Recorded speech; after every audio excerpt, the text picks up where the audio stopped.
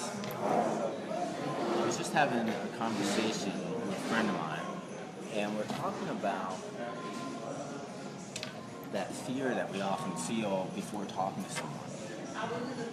Right? That moment.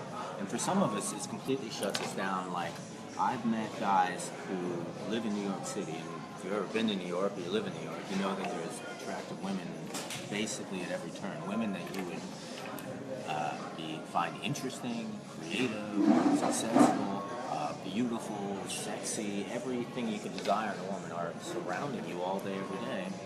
And I've seen guys get to the point that they just stop even noticing them because they just made it in their mind that they don't want to deal with their fear of having to talk to them, their fear of rejection, of being rejected or looking weird, which is a big fear. But one of the things I was just saying to my friend is, anytime I ever had an experience that mattered in my life, anytime I ever had an experience where I really connected with a woman, whether we had a fun day or a fun night or a fun week, or she became one of the most important people in my life, someone I came to love, the moment right before when I saw her and my heart started racing and I was like, oh my God, there's this girl, look at her, she's beautiful, oh my God, or she's sexy, or whatever that thing is.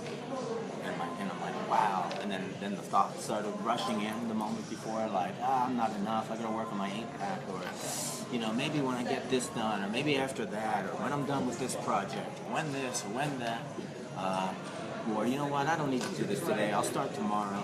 The moment before, and less than all the time it said for me to say that, like less than a second, less than a hundredth of a millisecond, the moment before, my brain did all that and told me to walk away.